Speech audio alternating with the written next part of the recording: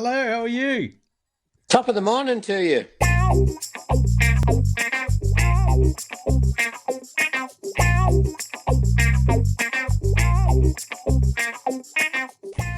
Okay, everybody, welcome again to Actors Talk About Themselves, and I'm extremely excited to have as my guest this week a true legend in the world of screen and theatre.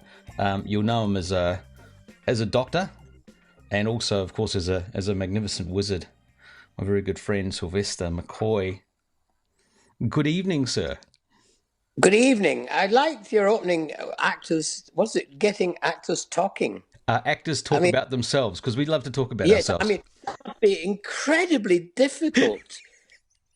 Don't you think? I mean, actors talking about themselves. What a novelty idea. Gosh, anyway. I know. I shall try and overcome my shyness and talk about myself. Well, like a remarkable thing happened just before I called, because you're a very busy man. You've been working, so I've finally managed to get you late at night over at your place, and I thought I'd do something I don't usually do, and I'd do a little bit of research, because these are usually quite casual and loose, just talking to a friend about what we do. But I only just discovered on Wikipedia now, Sylvester McCoy. Have you always been Sylvester McCoy? I've just found out some interesting information about that. No, I'm not the real McCoy. So tell me about that.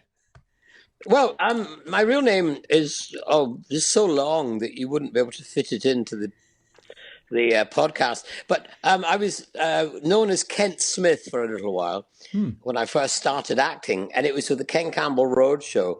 And Ken Campbell was this comic genius.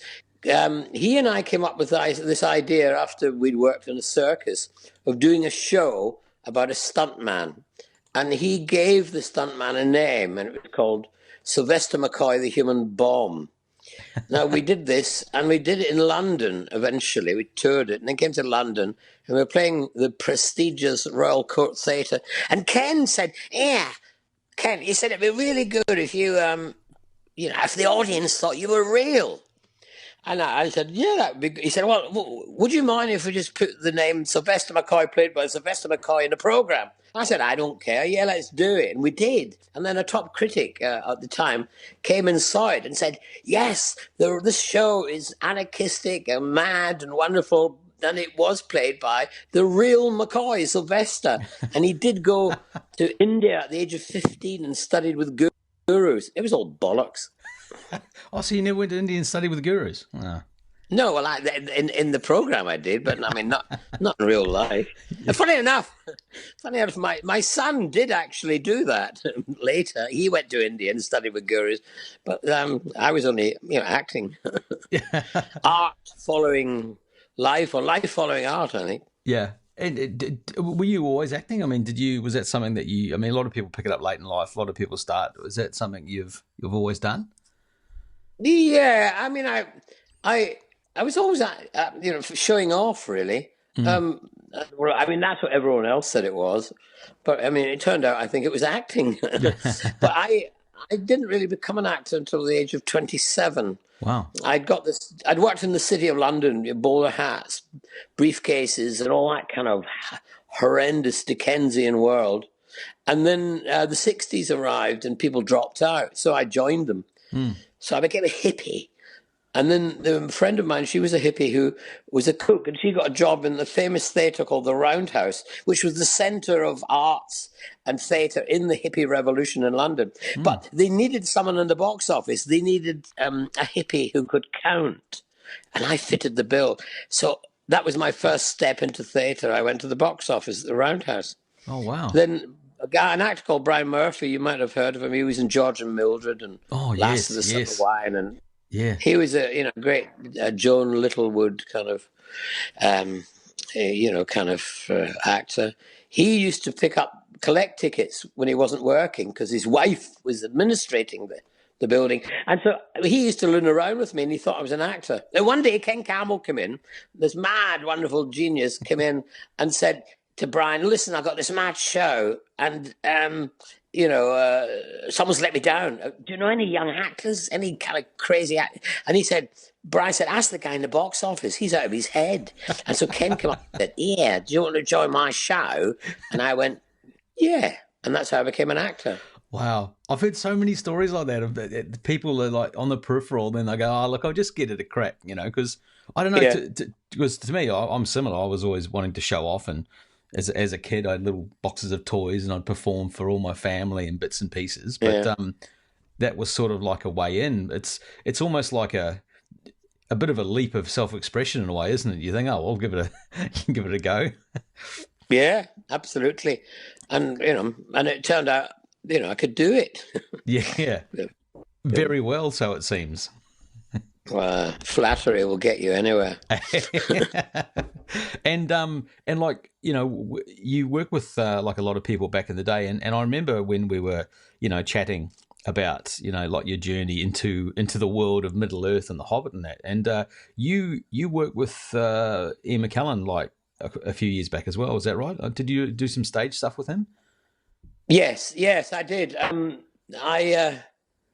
He did King Lear, and I played the fool to his Lear. And it's kind of it's like a double act. Well, at least in the first act, and the first act's an hour and a half. It's a kind of a double act. That must have been amazing working with how old were you guys back then? How old with yourself and Sir Ian?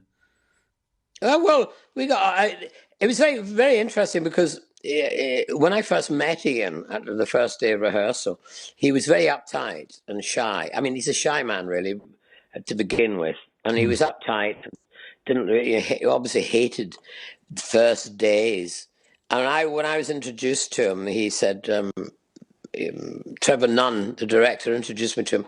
And he said, I had a veto over who should be one actor in this play. And I went, oh, right, thinking he would say the girl who played Cordelia, because she's got to carry her around. And a lot of King Lears say, you hope that Cordelia is light, just because every night and twice on Saturdays, it's really difficult. Anyway, so I thought he was going to say that name, but he didn't. He said it was me. And he said it in such a way as, so there. And I went, oh, God. So we gradually got to know each other. And then later on, we had a discussion, because this is a kind of a theatrical folklore that when King Lear and the Fool, they never get on. The actors, Ralph Richards had met John Gielgud one day and said to him, oh, how are you? What are you doing nearby? And then John said, oh, I'm doing King Lear. And he said, well, look out for your fool. So Ian tells me this, and I think, oh, God. But the end of it, he said to me, we've made history. He said, we have made theatrical history because we got on. That was after a year and a half. So that was quite good, really. I was quite pleased. And he said, it's all because of you, Sylvester. And I said, no. It was two of us, both of us. I was lying through my teeth. I bet at that stage you'd never realise that several years later you'd both be wizards. No, not really. Although I had a feeling that when I came to New Zealand with King Lear, I think it was only a year before they started, really, or 2 years, that I was being looked at for something. Because Peter invited Ian, myself, and Frankie Barber, who was playing Goneril, I think, in King Lear, to his country home. So no one else was invited, and I thought, something going on here. So it was like a long weekend of auditioning. It was, I couldn't relax at all. and we'll go into some of the Hobbit stuff, and how you managed to get cast in that. But like obviously, the thing you're most well known for is is being the Doctor. The most famous Doctor in the world in the 80s. I mean, how did that all come about? Because that must have been one of the most coveted roles, I guess, in television. Well, in a way it was. Although I was rather ignorant of what had happened to Doctor Who, because I watched it, Patrick Troughton, way back in the late 60s, and John Pertwee and the beginning of Tom Baker. But then I became an actor, and there were no VCRs. They didn't repeat anything. There was no way. So I lost touch with it completely, as you would do, really. And so when the job came around, luckily I was a poet, a great poet playwright, Adrian Mitchell, had written a musical play for me at the National Theatre, and I was playing the Pied Piper. And the producer of Doctor Who came along and saw it. I learned this later. He went back to his office and said, "I found my new doctor." But I had to go through all sorts of loops, screen tests and interviews and things to get the role. But I was very ignorant of it. I didn't know, what had happened to Colin Baker, and I didn't know the past history very much. I got the job on a Monday, and on the Thursday I was flown to Atlanta, Georgia, to a convention. I had no idea what they were. And it kind of blew my mind. And that was it. There was no time to do any homework. And suddenly they just gave me the script. And I tried to learn the lines and bump into the monsters, if you know what I mean. Yeah. And how was that? I mean, like you were, it was like 3 years or so? 3 years. Yeah. Yeah. And it was great. I mean, at first, because of my comic background, comedy performance, I kind of brought a Chaplin-esque, and I had a distant memory of Patrick Troughton as being kind of comic, and he was known as a hobo, thing. And I thought I've kind of brought that to it. But then as I realized what a wonderful role I'd been given, and it was full of so much potential, and so I started to explore it. Luckily, the script editor, Andrew Cartmel, himself, he was ignorant of early Doctor Who. He was a Canadian, hadn't really seen it. So both of us were quite ignorant. So we approached it with completely new eyes, and explored it and made it darker and made it more mysterious, and took it on a journey that the present producer, Stephen Moffat, said to me, in Australia, by the way, the last time I saw you. Yeah, that's right. He said to me, he said that your doctor influenced the 21st century doctors. Yeah, yeah. Oh, that makes sense. And that's right, because we caught up. I think I've got a couple of pics I might put up of us on Coogee Beach enjoying the sunshine. I remember you came to visit. Gale. Don't forget the Gale. Oh, yeah. I've never forgotten it. I've never been in a gale where it was hot air blowing you up. It was extraordinary. It was over 40 degrees that day when we came to visit in Sydney, and we were going to go. I think we were going to go to the circular ski, and I'm like, I have to take you to the beach because at least we get a sea breeze. And it was like a hairdryer. It was extraordinary. It was a lovely day. I enjoyed it very much. Luckily, the beer was cold. Yeah. But that's interesting what you say about that, because I think that's probably, because I think your doctor, that was like the last of the original sort of setup of how they went. But that's probably been why, it's gone on for so long, and the longevity, because they freshen it up with so many different styles, and, I guess the genre, the sci-fi genre is all the same, but the different style of doctors. And I mean, that must have been fun, just being able to be yourself, like in a role like that. Well, it was fun to explore the darker side of the Doctor, and I suppose the darker side of me, really, because up until then I'd been given more lighter comedy roles, and suddenly I could approach, and I had such influence on that character myself. So it was great. Yeah, it was such a privilege. I mean, I was so lucky to have got that role, and so lucky to be able to have explored it in the way I did. Yeah, I've often had the experience, and I've had a dramatic role, and if there's some potential for comic elements, it doesn't even, without even trying, that sort of sneaks through, because I guess I'm the same in the way, because that's just who I am, and there's a comic element. Yeah. And the other thing that I guess people don't realise is that the line between comedy and tragedy is so thin. So it's it's acting. I'm telling you. It's easy. And with the Hobbit stuff, like. Obviously everyone knows you as Radagast, but that originally wasn't what you were going for. No. It's you have to go back 12, 14, 15 years. The beginning of the other one. What do you call it? The Lord of the Rings. 3 small films about wee people. Yes, I was up for Bilbo Baggins. Yeah. All those years ago, I did a screen test for Bilbo Baggins, and as you know, They screen test quite a lot of people, actors, Mm. and then over a year, I think, or 6 months, they whittled away, and eventually, and every now and again, they keep phoning up my agent and said, "No, he's still in the picture." I mean, not literally, but you know what I mean. Yeah. And so they whittled away until they got down to two actors. I was one of them, and the other was. I didn't know who the other was until they announced that Ian Holm was going to be Bilbo Baggins. I mean, obviously I was disappointed, but at the same time, I was rather delighted to be in his company. Do you know what I mean? He's a great actor. Yeah, absolutely. So I nearly got Bilbo Baggins, but I'll tell you what, my hair got into it. That was my hair that Bilbo Baggins had in that film. Really? I mean, I longed to see it. Yeah, because my hair used to be darker and messy and wild, you know, kind of just, it had a mind of its own. And I was watching this film thinking, wait a minute, that's my hair. I didn't get into it, but my hair did. They must have given him a wig just like my hair. I was going to say that I'm glad you clarified that, because like you didn't sort of wake up one day without a scalp or anything like that. It was actually, they just designed it from your hair. Yeah, well, I mean, I'm sure it was an accident, but it was exactly the same as mine. I hope you got a hair credit at least. I should do. Well, I did get a lot of hair. They gave me hair in abundance when I eventually did get a part in the Middle Earth. Oh yeah, absolutely. And of course, you were the one of the only one who got to have poo as well in your hair. Oh yes, no. Well, I don't know. Peter Jackson said to me, he said, I'm going to cover you in this bird poo. And I said, oh, right, okay. He said, I've always wanted to cover an actor in shit.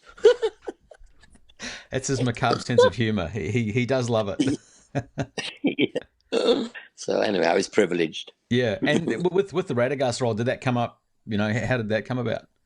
I guess obviously from the fact you'd auditioned for Bilbo, but you were top of mind. Well, I mean, I was in his. I think it was in his mind. I mean, so that, you know, he obviously knew who I was by then. Yeah.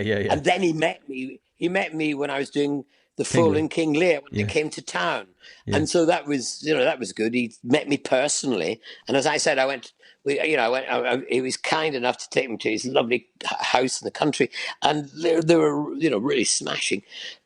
And lovely to me and all that, but I also knew I was being looked at to see if I would fit. And so that helped in a way. I obviously passed that test, and then I did that because Guillermo del Toro was supposed to be filming it, but so he didn't know who I was, and so I did a screen test for Radagast, and they showed it to Guillermo, and Guillermo said "Sí." You know, because that's what, because he speaks Spanish. So he said yes, he liked it. So I got the job. Oh, nice. Yeah, with that, like, to this day, like with a lot of the Kiwi guys, I don't know if we ever got through Guillermo.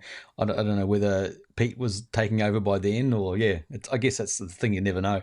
And then obviously, and then of course we arrive in New Zealand.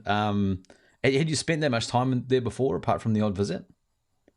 Not a lot of time, just the odd visit. I mean, the King Lear, we came and we played Wellington and we played Auckland.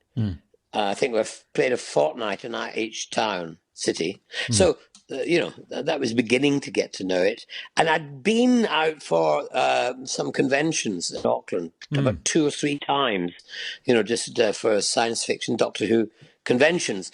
So I had a taste of it, but I just had the privilege of it when I got to go out there as many times as I did while making, you know, the Hobbit. So it was a wonderful experience, wasn't it? I mean, you're a mixture, aren't you? You're both Australian and New Zealand, I believe. Is that right? Yeah. Well, I mean, both my parents are from New Zealand, so I'm a full-blooded New Zealander, as they say, but like I've been in Australia for like 13 years now, live in Sydney. All right. Such a great places where my home is and where my family are now. So, but they are quite similar. I guess it's almost like Canadians and Americans, they can't really tell us apart. Well, I'm not 100% sure about that, really. I'm not sure.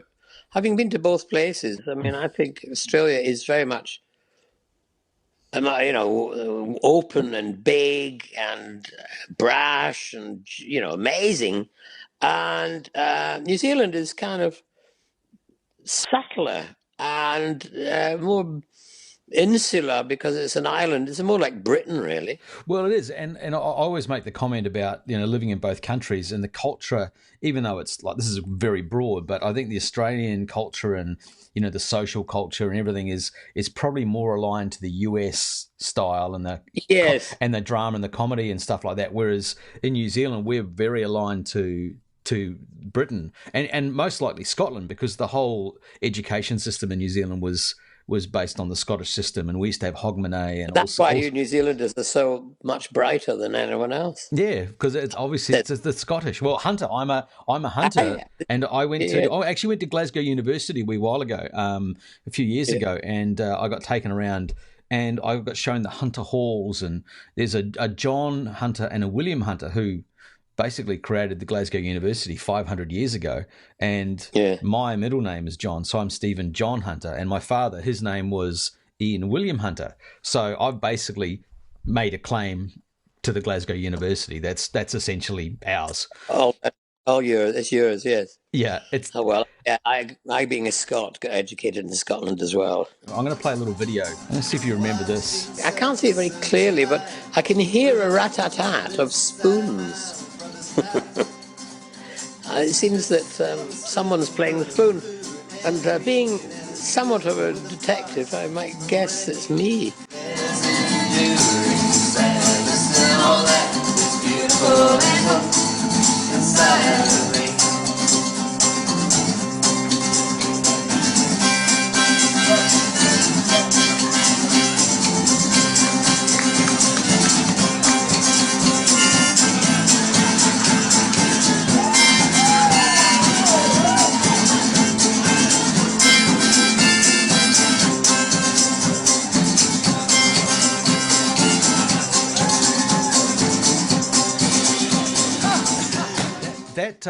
That video I just played, that was you playing the spoons at a venue called Mighty Mighty in Wellington with a band called Claude Rains. A few of us did a music video with them, and we went to see them play one night. And thankfully, after probably a little bit of encouragement, but perhaps not as much encouragement as we suspect, you were on stage playing the spoons pretty much on the lead singer. It was remarkable. And that was one of your things. I mean, everywhere we went if it was on location or in the catering tent or anywhere or at a party or something, the spoons would always come out.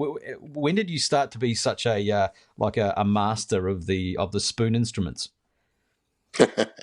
Well, I could say prison, because that's a really good place to learn. I think any story should always contain the words blah blah blah in prison. I just think it adds a whole new flavour to it. Yes, well, it was done quite well in Australia for some reason. Yeah. What happened was that I joined the Ken Campbell Roadshow, which I mentioned earlier, and they all played a musical instrument, and I didn't. And we were in a pub one night, and someone was playing the spoons, and I realised that one of the things that was missing from our little band, musical group, was timpani. So I said, "Oh, could you teach me that?" And I picked it up, and then that was it. So I started. Oh, sorry, I just dropped myself. It was an earthquake. No, we're not in New Zealand. It's Australia.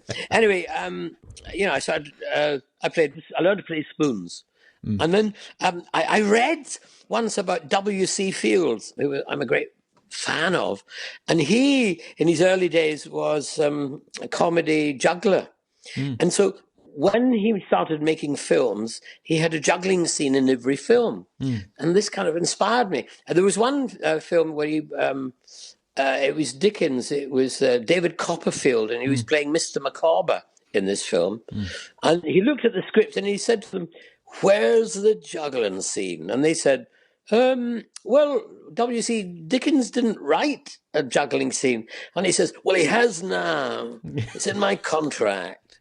And so they had to film a juggling scene. And in a way, from then on, I decided to try and get spoons in everything I did. I got spoons in King Lear.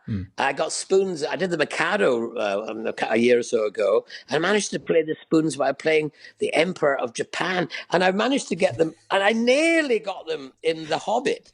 If you look at the extras, I believe you've got me. I'm around all over the place trying to get Peter to get the spoons in. And at one point he said, "Yes, we shall put it in." but sadly, he forgot, and I didn't want to, be too annoying with the spoons. Anyway. Yeah. No, So I tried to get them in everything I do. yeah. Oh, it was amazing, and I will never forget that night.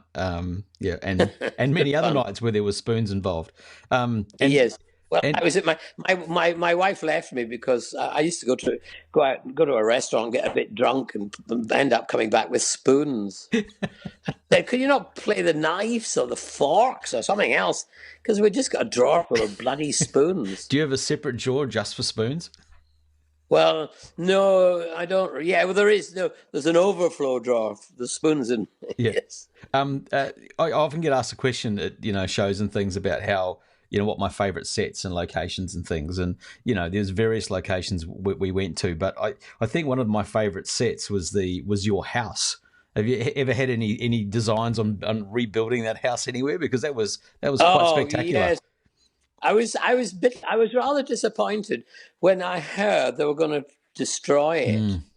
It was so beautiful. I mean, it was more beautiful than you actually saw in the film. The detail that went into it was quite extraordinary. I mean, for I don't know how many days it was there, but it wasn't there for very long. But the wood, the work in the wood, and the polish and the design, everything about it was just breathtakingly wonderful, and I would like to have moved in and lived in it, really. Yeah. But they've got rid of it. I mean, maybe someone could bring it back, and I could come out and open it. Yeah. With a mirror, and get a few hedgehogs around. Now you mentioned, you've done a few things with Doctor Who, meeting the fans around the world, and obviously you've met the Tolkien fans.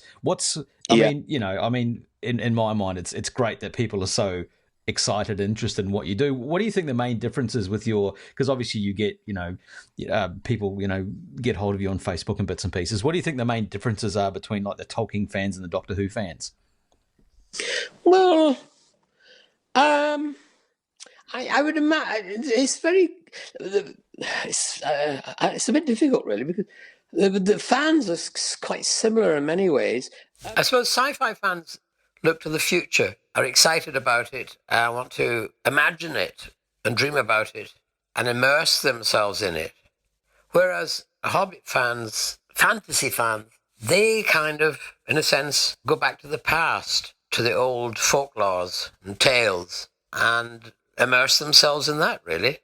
With the change of, I guess, the environment now, with a lot of the, like films and, TV is becoming, it's experiencing another massive renaissance, with like, HBO and Netflix and all these, pay channels and, and TV. I've done a Netflix. Oh, you've done a Netflix one? Yeah. Oh, are you able to talk about it? Well, I mean, I'm not supposed to, but something happened a while back. I was at a convention and I did BuzzFeed, which is, was out in the internet somewhere up there. And, he asked me and I said, well, I'm doing something on Netflix. I can't really tell you what it is. But this guy went out and hunted out and found out what it was. So now it's been exposed. So I presume, as everyone else in the world knows what it is, or other people do, I may as well tell you. It's Sense8. I don't know if you saw Sense8, but the Wachowski, well, they were brothers, but they're now sisters. The Wachowski sisters. Yeah. Who did the Matrix, and all that kind of stuff. Yeah. Wow. Yeah. Oh, I look forward to seeing that. The first series is out. I wasn't in that. I'm in the second series somewhere. I don't know, 3 or 4 episodes. I don't know. Oh, nice. Maybe more next year. Who knows? Oh, that'd be great, because that was going to be my question. Will you be interested, with the way TV's going, of doing more sci-fi? Oh, listen, I'll do anything. I'm a whore. I'm a whore. I'm a Doctor Who, an old whore. Doctor Who. I'm a whore as well. Do you know what I mean? That could be a movie, Doctor Who. There's only one thing that makes it more attractive, is that I had a friend once, and she said to me, a director, and she said, to get you to do any job, all you have to do is wave an airline ticket in front of you, and bang, I'm up. So going to New Zealand 8, 9 times, or whatever times I went around the world to New Zealand, that was just a joy for me, just traveling. I love traveling. Yeah, I will keep you in mind. I've got friends who are doing sci-fi stuff all the time. In Australia, there's been a few movies, and the one that we're, I guess about to release, I think, called Blue World Order.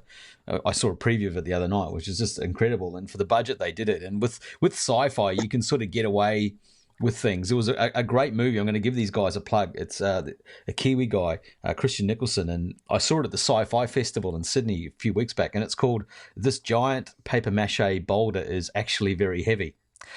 And that's an ode to an episode in Star Trek where Kirk is apparently fighting an alien in a quarry, and the alien throws the boulder and it like bounces past him.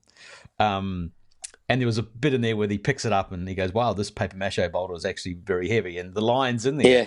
And it was about three Kiwi guys who were at a convention in Auckland as fans, and they go see a film and they get transported into a B-grade sci-fi flick, which immediately gives them license to have everything done on the cheap, like the windows of the spaceship, and they zoomed in on purpose closely, and it was all white, and you could see "Made in New Zealand" written on a tire. So, yeah, that was very funny. It was very Kiwi. So, yeah. Well, I funny enough, you bringing up that boulder, because people ask me, was I ever a fan of anything? Did I ever write? And I jokingly say that, yes, I actually became a fan of a boulder that was in Star Trek. It was nearly every episode. I recognized it. Sometimes it was a different color. It was yellow or it was blue, but there it was. And so I wrote a letter to it, I'm full of admiration for its ability to change itself and yet still remain, it's in essence its own person or its own stone. And I never got an answer. And I'm brokenhearted. It's got no heart. No heart.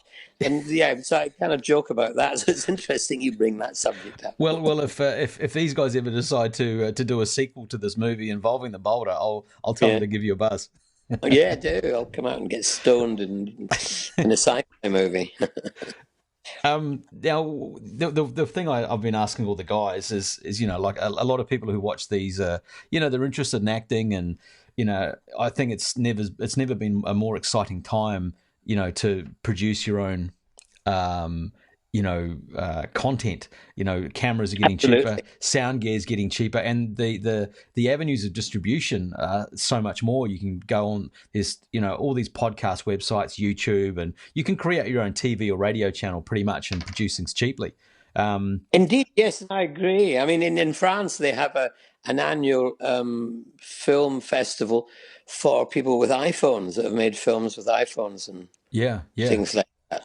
Yeah. The quality is good. I mean, what words of wisdom would you offer to young actors or people who are wanting to get into the industry now? With me, words of wisdom. Yes. It's so hard. I mean, I got in by accident. Someone mistook me for an actor, and I took it, and they still haven't found out. They might do one day, but I mean, you have. I mean, the thing is, go out and do it. Go and do it.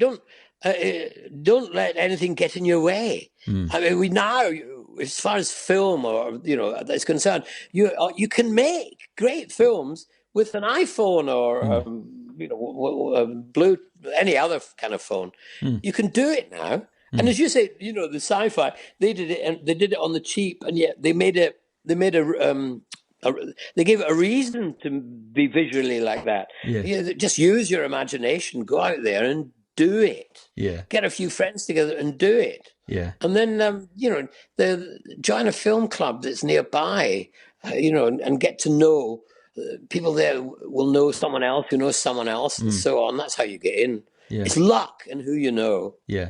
Tiny bit of talent. I mean, look at me. Oh, God. Stop it. Well, I hoped you'd say that. I'm definitely going to put that in. Look, it's been a pleasure, not only just to find out, a whole lot more about you, but also to see you again, because as you say, I haven't seen you since you came to visit on that extremely hot day in Sydney. It was December, wasn't it? Yeah, it might have been. December. Might have been a year ago. Yeah. It was great. Yeah. God, time flies. Yeah, great. Well, Stephen, it's great chatting to you. Yeah, and I know it's late, so I'll let you go. But thanks for talking about ourselves, and we'll see you again shortly. It's such a hard thing for us to do, we actors. Yes. We're such a shy lot, aren't we?